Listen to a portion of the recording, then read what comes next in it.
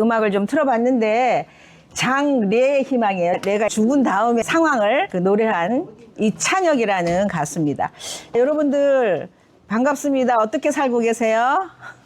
요즘 살아가는데 목표가 보여요? 어떻게 살아야 되겠다는 정답이 있어요? 정답 찾기가 힘들어요. 그렇죠? 또 요즘 세상이 너무 많이 변했고 개인의 목소리가 굉장히 크고 전에는 군중의 목소리는 좀 숨겨져 있는 세상이었는데 이제는 한 개인의 목소리가 많이 커지고 이러다 보니 뭐가 정답인지 어떻게 살아가야 될지 잘 몰라요. 그래서 뭔가 기준이 있다라는 거는 참 다행이라고 생각합니다. 여기서 안 돌아가실 분 계실까요? 좀 거북한 얘기지만 우리 모두가 다 가요. 어디로 갈지 모르지만 이찬혁은 이렇게 천국에 간 얘기를 했는데 어디로 갈지 모르지만 우리 안 돌아가실 분은 없어요. 여러분 웰라이프 전문가 과정에서 웰라이프라는 거 맞춰서 죽음을 중심으로 우리가 다 모든 사람한테는 공통적으로 죽음이라는 건 맞이할 거기 때문에 죽음이라는 메커니즘 그런 사실을 중심으로 얘기를 좀 풀어나가려고 합니다. 여러분들 정리 코칭을 할 때에도 이제 많이 도움이 이제 되는 그런 과목이라 생각해서 아마 이 커리에 이렇게 기록이 된 것 같아요. 오늘은 들어가기 전에 애덤 그랜트라는 사람이 기브 앤 테이크라는 책을 2013년에 썼어요. 근데 애덤 그랜트라는 사람은 사람에게는 세 가지의 종류의 사람이 있다. 제일 처음에는 기버가 뭐예요? 주는 사람. 타인의 이익과 성장을 먼저 생각하고 도움을 아끼지 않는 사람을 기버라고 했고 또 두 번째 사람은 메이처. 주고받음의 균형을 중요시하는 사람. 받은 만큼 주겠다라고 생각하는 사람. 그 다음 테이커. 받는 사람. 타인의 자원을 자신의 성공을 위해서 활용하려고 하고 타인에게 대한 기여보다는 나의 이익을 극대화하는 세 종류의 사람이 있다라고 연구를 했어요. 여러분들은 여기에서 어떤 부류에 속하는 것 같아요? 기버예요? 네이처. 그냥 속으로만 이렇게 손을 드시면 돼요. 그런데 여기에서 기버가 성공을 할까요? 메이처가 성공을 하는 사람일까요? 테이커가 성공을 하는 사람일까요? 결국에는 기버가 성공할 것 같다. 맞아요. 자, 봅시다. 여기서 연구한 거에 봐서는 물론 기버가 성공도 하는데 가장 실패도 기버가 한대요. 성공도 기버가 하지만 실패도 기버가 한다. 기버 중에는 최하위 기버가 있대요. 주는 사람인데도 정말 너무 자기희생적이고 경계가 없어. 너무 남을 주기만 하는 사람. 자기 희생적이고. 그러다 보면 이 사람은 성공하는 사람일 것 같은데 성공하기 전에 소진이 돼서 다운이 되는 거야. 누구 어떤 탤런트, 개그맨 중에서도 나 돈 퍼주는 사람이 한번 나와서 남한테 맨 주고 이러다 보니까 자기가 성공 못한 사람 그런 얘기를 나오는데 뭐 그 사람도 그래도 당당하게 살더라고요. 자, 전략적인 기버가 성공을 한대요. 즉 건강한 경계와 그 베품을 가진 사람. 이런 사람들이 그러니까 즉 쉽게 얘기하자면 이 전략적인 기버라는 사람은 주면서도 그 상대방이 너무 받아먹기만 하고 질리게 하는 사람은 어느 정도 하다가 스톱을 한다는 거예요. 지혜롭게. 그리고 메이처 같은 사람. 한 번 받으면 줄 수 있는 사람한테 베풀게 되는 거예요. 그럼 오랜 세월이 가다 보면 어떻게 되겠어요? 메이처라는 사람은 전에는 기버로부터 베풀을 받은 사람이었지만 살아가면서 자기가 잘 되면 기버했던 사람 생각하면서 한 번씩을 베푸는 거예요. 그래서 전략적인 기버는 많은 사람들한테 베풀어 놓으면 세월이 갈수록 자기한테 혜택을 받은 사람들이 하나씩 하니까 결국은 전략적인 기버가 성공을 한다는 거예요. 여기에서 성공이라고 하면 돈을 많이 벌고 이런 거에 생각을 할 수도 있지만 인생을 통틀어서 그냥 잘 살았다 본인이 느끼고 자타가 잘 살았다 하는 게 아닌가 싶습니다. 자, 기버와 메이처와 테이커의 구별을 해놨어요. 그러면 단기 성과를 봅시다. 단기 성과는 주는 사람은 처음에는 시간과 에너지가 소모가 되잖아요. 그래서 단기 성과는 낮을 수도 있다. 메이처는 그냥 성과가 그냥 보통 수준이다. 또 테이커는 빠른 성과가 가능하다. 무조건 착취만 하니까. 그래서 이제 성공 포인트를 보면 전략적인 베품, 건강한 경계를 갖는 게 기버고 또 메이처는 균형 유지를 하는 사람이고 테이커는 단기 이익에 머무르는 사람이다. 여러분들은 이걸 조금 이해했다고 볼 때 여러분들 주위에는 어떤 사람들이 많은 것 같아요? 매체가 많은 것 같아요? 어떤 사람들이 많은 것 같아요? 어떤 사람들이 많은 것 같아요? 테이커.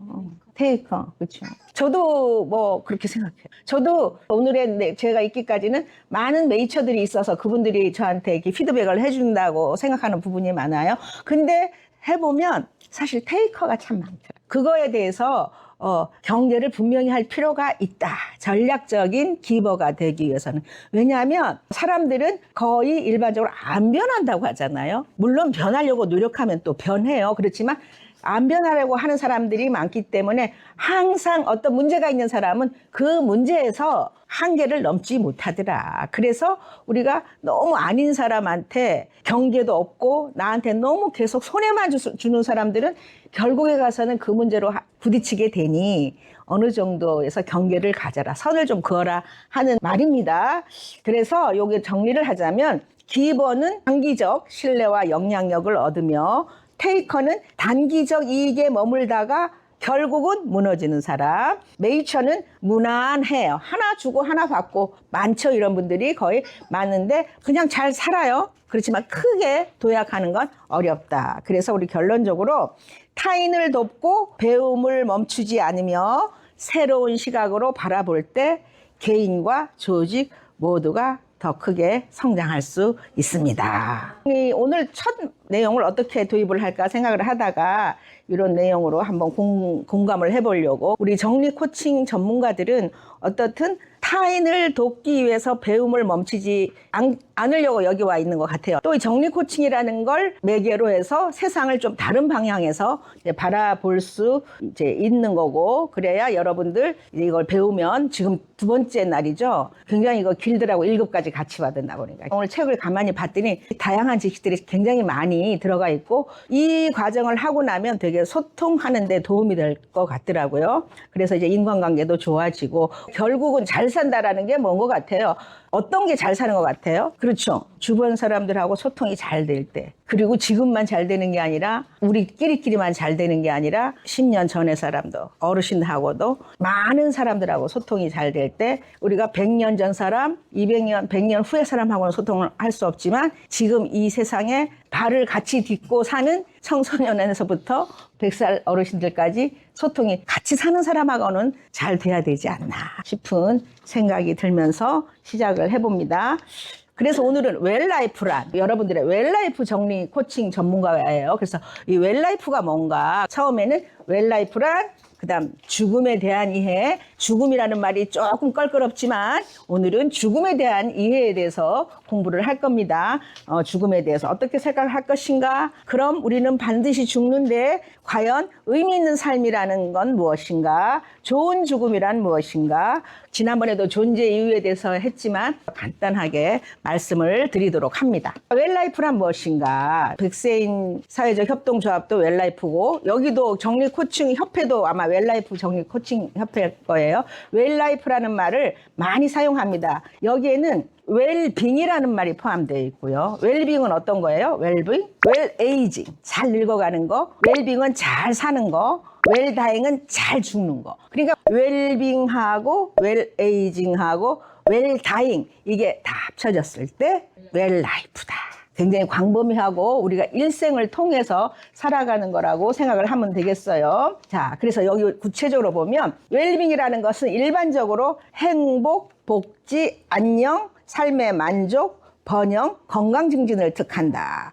이건 웰빙 세대 했었잖아요. 요즘 여러분들 웰빙을 위해서 뭐 하시나요? 운동도 하고 건강식품도 먹고 그렇게 하는 거예요. 근데 여러분들이 어렸을 때 30-40년 전에 웰빙이라는 말이 있었을까요? 없었어요. 그때는 가장 간단한 의식주에만 전전긍긍하고 살았기 때문에 웰빙이라는 게 없었어요. 제가 1980년대에 실버타운 운영을 하면서 그 유럽 지역을 좀 많이 다녔을 때 독일도 다니고 그러면 거기는 웰빙이 그때 비타민도 먹고 우리나라 비타민 먹은 지 얼마나 된 것 같아요. 그때 그 과거에는 유럽 쪽에서는 웰빙이 그때 아로마 향 치료 뭐 그런 게 막 그쪽은 붐이 있었는데 우리나라가 한 20년쯤 전부터 우리나라가 어느 정도 먹고 살만 하니까 그때부터 운동도 하고 건강하고 살을 빼려고 했고 옛날 40, 50년 전에는 뺄 살이 오히려 살찐 사람은 사장님이라고 그랬죠. 사장하면 딱 배 이렇게 했는데 그때는 웰빙을 관리 안 해도 이제 될 때니까 근데 한 20년 전부터 우리가 운동도 하고 뭐 하고 이렇게 하면서 사실은 병원에서 의료보험으로 쓰는 의료비보다 대체의학으로 쓰는 돈이 더 많다고 그래요. 운동하고 뭐 요가하고 뭐 하고 건강식품 먹고 뭐 이런 것들이 자 웰빙이고 웰에이징이라는 건 뭐냐면 잘 늙어가는 거.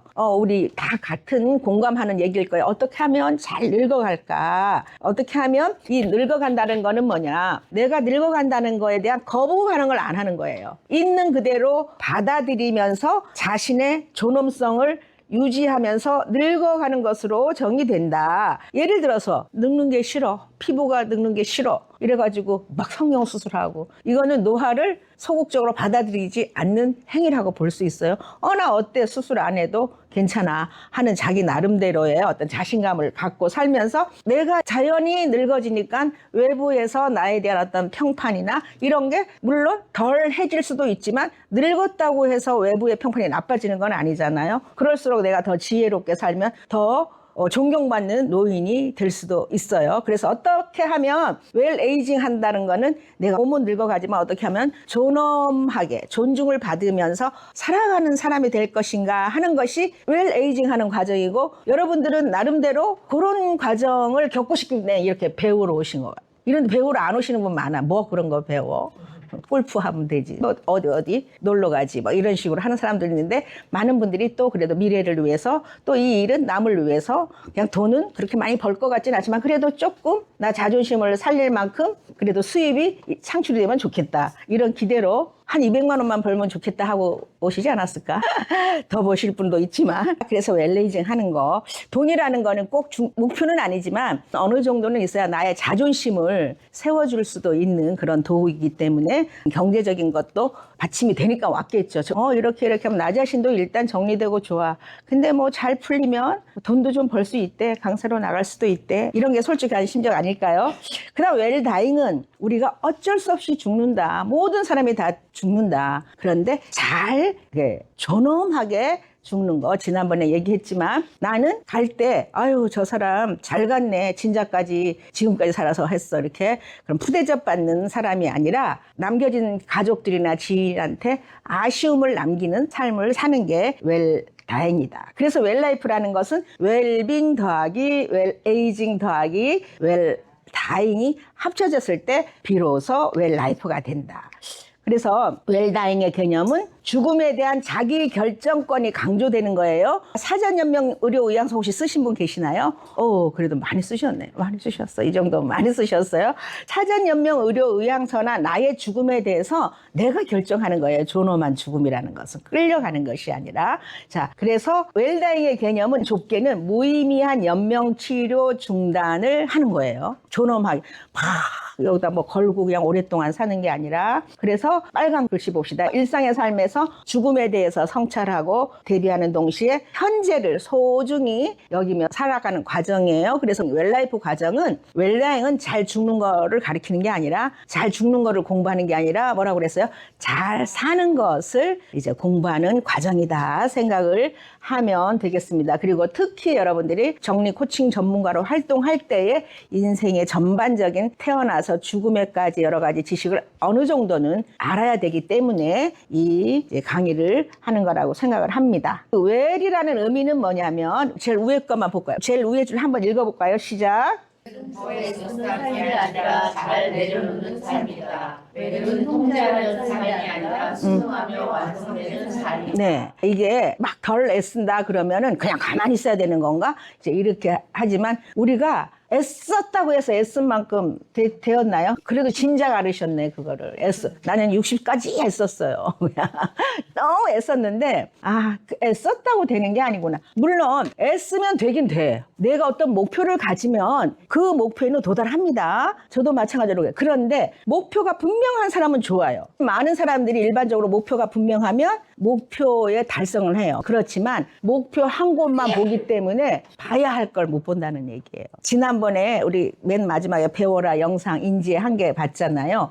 공 세는 것만 보다 보니까 누가 지나가는지 못 본 같은 것처럼 목표가 있다는 건 좋아요. 그렇지만 목표가 너무 뚜렷하다 보니까 거기에는 도달할지 모르지만 그 목표를 향해서 가다 보니까 놓치는 게 너무나 많다. 우리 인간이 진짜 누려야 될 가족 간의 사랑, 풀냄새, 햇빛, 순리, 자연 이런 거를 놓치는 게 많고 우리는 돈이 나한테 주는 것보다 자연이 또 사랑이 행복이 나한테 주는 게 너무나 많은 거를 나중에야 알게 된다는 거예요. 그래서 이 웰이라는 의미는 그냥 덜 애쓰고 잘 내려놓고 막 통제하고 내가 목표를 가져가지고 꽉 이렇게 하는 것이 아니라 누리면서 지금 나한테 있는 가족, 사람들을, 자연을 누리면서 살아가는 삶이 웰 라이프, 순응하면서 완성되는 삶이라고 인정하면 될 것 같아요. 인간의 욕구 5단계가 있다. 우리가 꿈을 갖고 자아실현하려고 할 때 일반적으로 이런 과정을 거친다. 아브라함 마슬로우의 욕구 5단계설이라는 게 있는데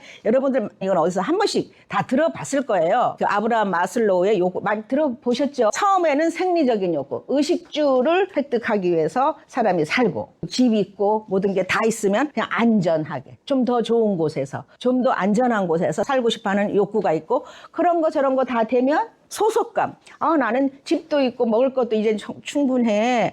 그래서 어느 소속이 돼야 되겠다. 그것도 좀 좋은 데 소속이 돼야 되겠다. 그래서 교회도 다니고 어떤 모임도 있고 이런 것도 내가 갖고 있는 거는 집 있고 밥만 먹고 해서 살 수는 없잖아요. 어떤 사회적인 활동도 해야 되고 기왕이면 더 중요한 곳에 소속되면 더 좋고 그래서 소속감, 애정의 욕구가 있고 존경에 대한 욕구, 인정, 명예를 갖고자 하는 욕구가 된다는 거예요. 안 해본 걸 하고 싶어하는 그게 명예욕이거든요.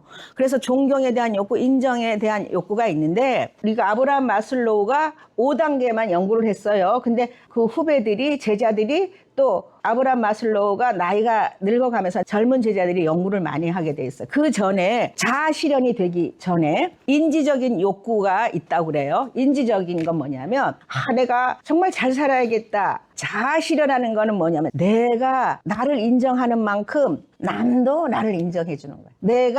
내가 잘 살았어 하는 만큼 남들도 나를 인정. 우리 엄마들은 열심히 살고 너무 자식들도 잘 키워놓고 했어요. 내 자식이 엄마 우리한테 해준 게 뭐 있어? 이렇게 하면 나는 잘났다고 생각하는데 다른 사람은 인정 안 해주는 거야. 그러면 갈등이 일어나. 마찬가지예요. 나는 이렇게 잘했어. 어디 협회장이야. 나는 진짜 잘했어요.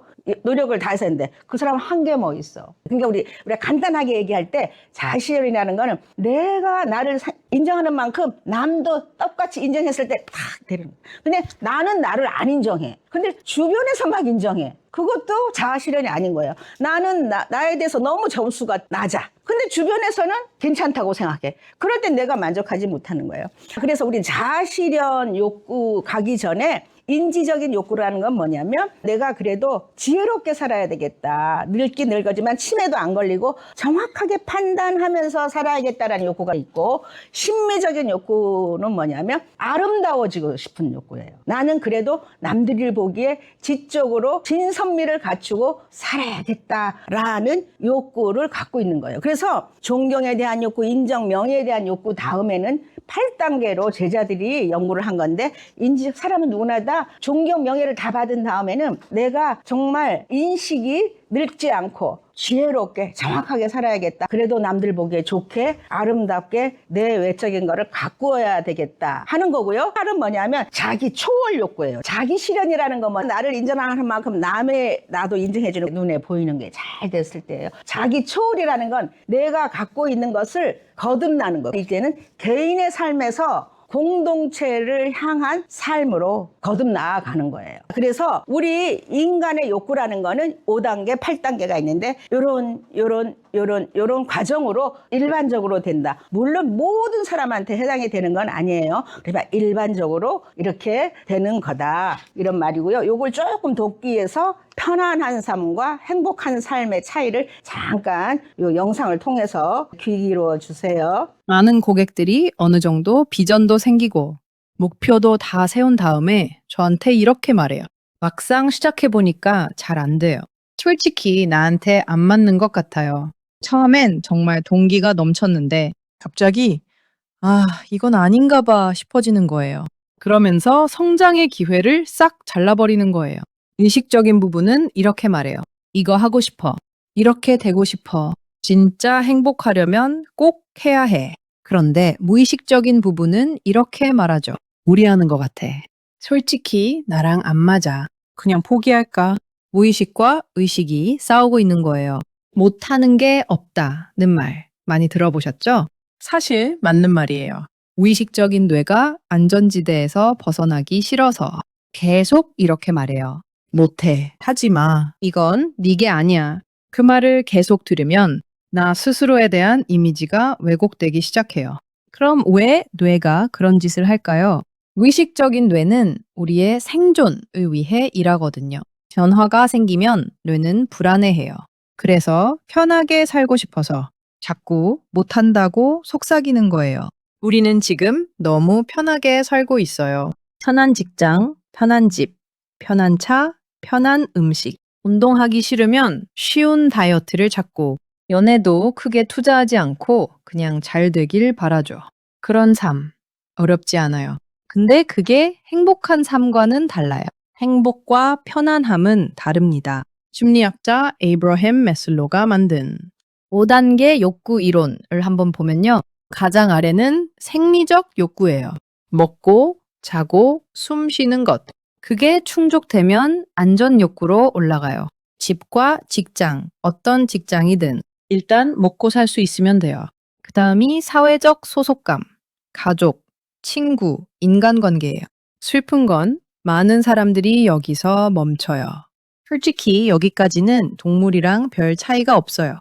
그 다음 단계는 존중 욕구예요. 내가 어떻게 기여할 수 있는지, 어떻게 다른 사람을 도울 수 있는지, 그러면서 인정과 존경을 주고받는 거죠.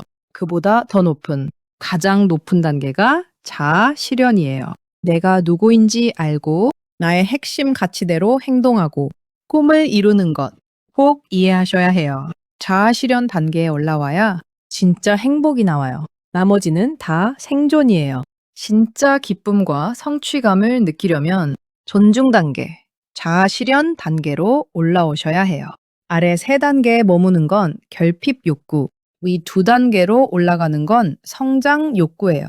우리 무의식은 생존을 위해 일하기 때문에 위로 올라가려 할 때마다 막으려 해요. 부족하다는 느낌을 계속 심어주면서요. 편안한 삶은 쉽게 살 수 있어요. 근데 행복한 삶은 아닐 수 있어요. 한번 스스로에게 물어보세요. 내가 매일 하는 일이 나를 편하게 만드나요? 아니면 행복하게 만드나요? 먹고 사는 건 당연히 중요해요. 근데 그것만을 위해 나의 삶 전체를 포기하는 건 해결이 아니에요. 그건 생존일 뿐, 성장과 행복은 아니에요. 여기서 오해하지 말아주세요. 사회적 욕구 단계에서 충분히 만족감을 느낀다면 더 올라가지 않아도 괜찮아요. 다만 제 경험을 비춰볼 때 많은 분들이 더 큰 의미와 행복을 찾고 있는데 어디서 찾아야 할지 모르는 경우가 많아요.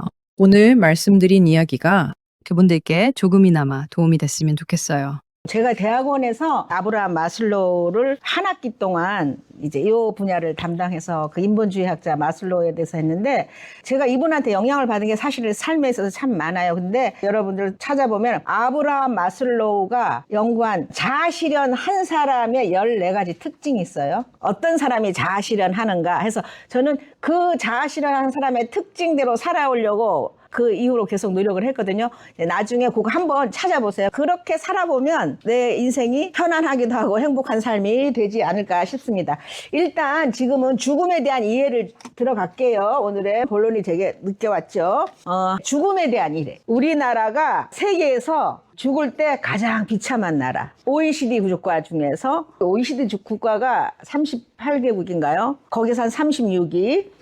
지금은 조금 나아졌나요? 가장 죽기 좋은 나라 1위는 어딘가요? 영국이에요. 영국은 유치원부터 이런 웰다인 교육, 죽음 공부를 시켜요. 왜냐하면 우리 인간들은 다 죽을 거예요. 죽기 때문에 내가 누구인지, 어디서 왔는지, 어떻게 살아야 되는지 이런 거를 어려서부터 배워야 자기 인생을 통째로 볼 수 있는데 우리는 성장, 빨리 잘 돼야 된다 이런 것만 배우고 거꾸로 배워가는 그런 인생이다 보니까 죽는 것도 준비가 제대로 안 돼 있어가지고 준비가 제대로 안 돼 있다는 거는 살아오는 과정을 뭔가 엇박자로 살았기 때문에 그래서 죽을 때 가장 비참한 나라는 우리나라다. 최근에 죽음에 대한 시각에 많은 변화가 있죠. 옛날에는 이런 식으로 장례식을 했죠. 이거 보신 분이 저도 한 30년 전에 시골 마을에서 이런 걸 봤던 것 같아요. 옛날에는 장례식이 한 마을의 행사였어요. 상부상조의 정신으로 한 가족의 문제가 아닌 그 공동체. 그래서 그 동네에서 가장 존경받는 어르신이 그 누구네 집에 장사가 나면 진두지 하면서 여자분들은 모여서 꽃도 만들고 남자분들은 상여 나갈 준비를 한다든지 이렇게 하면서 그 장례식이라는 걸 통해서 서로의 소통이 되고 서로의 화해도 되고 돌아가신 자를 중심으로 해서 그 공동체 의식이 다시 살아나고 화해도 하고 이제 그랬다는 건데 요즘은 어때요? 돌아가시게 되면 장례업자가 상조회사가 죽음을 맞는 그런 상황이 됐다라는 거예요. 그런 말이 있어요. 결혼식에는 안 가도 장례식에는 가라는 말이 있어요. 왜일까요? 결혼식이라는 거는 많이 부풀어 있죠. 흥분돼 있고 이제 많은 게 숨겨져 있는 데가 결혼식이라면 장례식은 정말 우리 인간의 살아가는데 원칙적인 걸 본질적인 걸 보는 데고 거기 하면 죽은 그분의 돌아가신 거를 보면서 어떻게 살아야지 그분의 삶을 보면서 배울 게 많고 성찰할 수 있는 기회가 많은 게 장례식인데 요즘은 장례식에 중고등학생들은 볼 수가 없대요. 할아버지가 장례식이라도 학원에 가야 되는 그런 실정이라 이 장례식이라는 게 통해서 우리가 배울 게 너무 많은데 이게 몽땅 상조회사로 이제 넘어갔다라는 얘기입니다. 그리고 또 요즘은 노인들이 너무 많다 보니까 무빈소 장례. 일본에서는 이미 무빈소 장례 식구들만 간단하게 30명, 40명 모여서 하는 그런 상황이 됐고 우리나라도 조만간 그렇게 가고 있는 변하고 있어요. 이런 상황에서 우리는 과연 어떻게 생각을 하면서 나의 삶을 웰다잉할 것인가를 생각할 시점이 됐다라는 얘기고 그래서 죽음은 왜 배우는 거냐? 잘 사는 것을 배우는 건데 첫째로는 누구를 위해? 나를 위해서, 나의 죽음을 위해서 나의 마무리를 위해서 나의 존엄한 마무리를 위해서 그리고 남겨져 있는 사랑하는 사람들을 위해서 그리고 또 사회를 위해서 이 말이 좀 이상해요. 우리가 세월호 사건이 있거나 큰 사건이 있을 때 나라 전체가 어두웠어요. 애도하고 또 충분한 애도도 못 받고 이런 거는 그러니까 우리가 죽음을 준비를 한다는 거는 죽음을 배운다는 것은 1차적으로 나를 위한 거고 남겨진 사람을 위해서 또 나아가서는 전반적으로 사회를 위해서 모두가 같이 살아있는 사람이면 함께 감당해야 될 공부다. 그래서 죽음을 배워야 된다. 그리고 죽음 교육이 왜 요즘 와서 대세인가 보면은 초고령화의 현실 뭐 이거는 다 아는 얘기고 그다음에 웰다잉에 대한 관심도 증대가 됐고 또 코로나 팬데믹 우리가 코로나 때 저희 아주버님도 그때 돌아가셨는데 2019년 말부터 코로나 됐을 거예요. 그때 요양원에 가셨어요. 요양원에 가시니까 그때는 너무 그냥 철저하게 지킬 때라서 면회를 못했어요. 요양원에 한 1년 계시다가 심해지니까 요양병원으로 가셨어. 거기서 2년 살다가 돌아가셨어. 우리 가족들이 할 일이 아무것도 없었어요. 그냥 장례식장으로 가서 장례업자한테 맡겨지고 우리 가족들은 부고장에서 부주받아서 장례업자한테 이걸밖에 없어. 그러니까 우리 아주버님 사회에서 나름대로 덕망 있게 이제 하시는 일도 많고 그냥 그런 상황이 아니었으면 크게 장사도 치르고 했을 뿐인데 너무 허무하게 돌아가시게 됐어요. 그래서 코로나 팬데믹 영향으로 해서 우리가 어떻게 죽음을 또 마지막을 맞이할 건지에 대한 고민이 또 많아졌고 자기 결정권에 대한 인식 변화도 있었고 자기 결정권이라면 나 사전 연명조치 안 하고 나는 죽게 해다오 뭐 이런 또 미디어와 대중문화의 영향도 있었고 또 정신건강과 애도문화는 누가 돌아가시면 그 사람네만의 문제가 아니라 모든 같이 살고 있는 사람들은 이 지구에서 같이 살고 있는 사람은 같은 지역 공동체에서 살고 있던 사람은 함께 애도하는 문화가 돼야 된다. 이게 왜 중요하냐면 우리가 죽음을 볼 때 죽은 사람 그게 끝이지 쉽게 그렇게 얘기할 수 있는데 그럼 나도 그렇게 취급당하는 거예요. 그럼 내가 어떤 돌아가신 분이 있을 때 굉장히 애도하고 정말 그분을 기리고 분위기를 만들어주면 아 나도 가면은 사람들이 이렇게 되겠구나. 많은 사람들이 나의 죽음을 애도하겠구나. 이런 생각을 하면 불안하지도 않고 삶이 전체적으로 사회가 좋아질 수밖에 없다라는 얘기예요. 근데 지금은 죽음을 막 쉬쉬쉬쉬 하는 거죠. 저도 실버타운 원장으로 있을 때도 그때는 다 돌아가실 분들만 오시는 거잖아요. 방이 막 100개 있어. 그럼 그 방이 언제 비어요? 돌아가시면 비는데 돌아가시는 거를 알려주지 않는 상황. 저분 돌아가셨다 그러면 그 방 앞에 지나가는 것도 싫어하고 해서 참 그런 문제가 많았어요. 그래서 우리가 병원에 갔다 돌아가셔도 그냥 자식 집에 갔다 이제 이런 식으로 했는데 그거는 그 다른 사람의 죽음의 학습이 나한테도 결국은 그렇게 되기 때문에 더 불안한 거예요. 그래서 이거는 사회가 다 공동으로 이 문화를, 웰다잉 문화를 만들어 가야 된다라는 뜻입니다. 그래서 작년에 5월 25일 날 박정자 영화 배우가 사전 장례식을 한 게 뉴스에 나오신 분, 보신 분 있으신가요? 이분이 사전 장례식을 했어요. 83세 때 자기가 이렇게 130명한테 부고장을 돌린 거예요. 그리고 아주 즐겁게 춤추면서 강원도 강릉에서 춤추면서 자기가 그동안 출연했던 영화 제목을 다 들고 가면서 아주 축제처럼 했던 이런 일도 있어요. 그래서 우리는 나는 누구인가? 어떻게 살아야 하는가? 어떻게 죽어야 하는가? 정답 있어요? 적어 놓으셨어? 적어 놓으셨어? 이거는 동서고금을 막론하고 우리가 꼭 생각해야 되는 인문학적 질문이에요. 근데 나는 누구인가? 어떻게 살아야 되는가? 어떻게 죽어야 하는가? 정답이 있나요? 없나요? 없어요. 이거는 그 세대에 따라서 그 세대에 맞닥뜨린 내가 주어진 환경에서 내가 결정하고 내가 준비하는 거예요. 우리 원시 시대에는 어때서 원시 시대는 그냥 살다가 남편이 사냥해 온 거 먹고 일주일 있다가 먹고 이렇게 하다가 그냥 살다 가면 됐고 우리네 어르신들 지금 75세 이상 80세 분들은 어떻게 해요? 그냥 열심히 살았어요. 자식 낳고 시부모 시누이 뭐 다 하고 이제 편안하게 살만 했더니 60세 정도 환갑잔치 했죠. 그때는 환갑잔치 하면 왜 했나요? 60 이상 살기가 힘드니까 수명이 짧으니까 이 생각 저 생각 하기 전에 돌아가신 거야. 그러니까 돌아가시면 자연들의 자식들이 알아서 척척척 모든 게 하니까 그때도 별로 죽음 준비를 할 필요가 없었던 거예요. 근데 요즘 어때요? 60 이후에 시간도 많고 돈도 많고 하는 시절을 40년을 더 살아야 되는 거예요. 30-40년.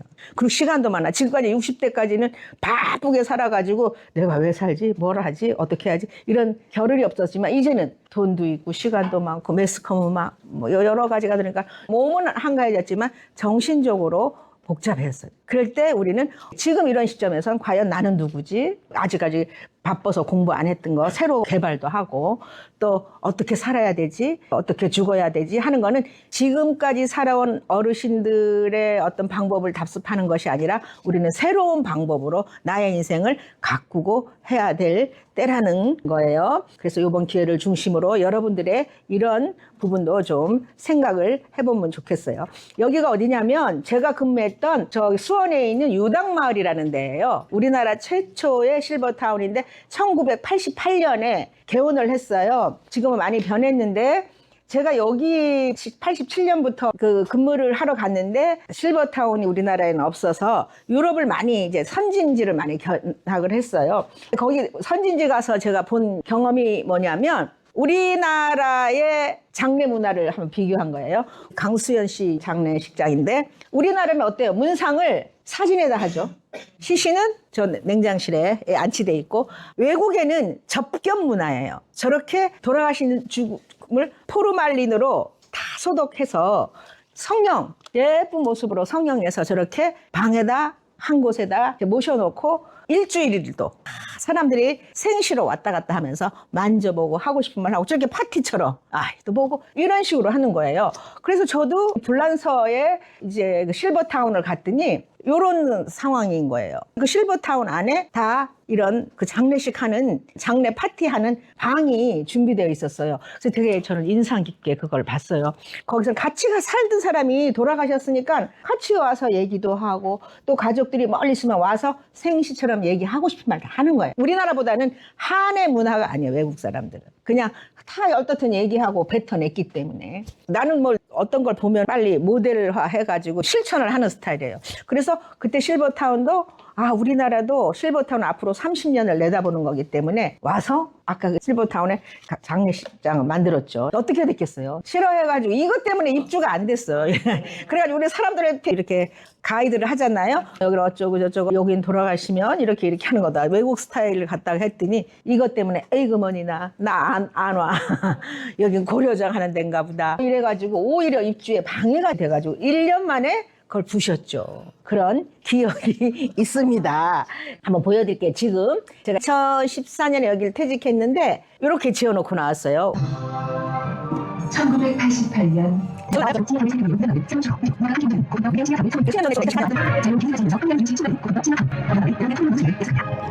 당시만 해도 여기가 우리나라 제1호고 잘된, 요즘은 실버타운들이 더 많이 생겨서 그 순위를 매겨놨더라고요. 가격이랑 한 12 정도? 요즘은 많이 생겨서 그냥 중산층 이상의 분이 가는 그런 곳인데, 제가 여기에서 청춘을 바친 곳이고, 여기서 계속 이때까지 죽음 교육을 하려고 외국에 갔다 왔기 때문에 거의 20년 동안 이 죽음이라는 걸 접목시켜 보려고 노력을 엄청 했지만 너무 거부해가지고 한 번도 시도를 못 해봤어요. 근데 우리가 2022년부터 국가에서 웰다잉의 필요성을 알고 죽음 문화 조성과 웰다잉 문화 이거를 캠페인도 하고 하면서 최근에 이 서부복지관에도 한 3년 동안 강의를 했고, 그래서 아시는 분들도 있고 그랬습니다.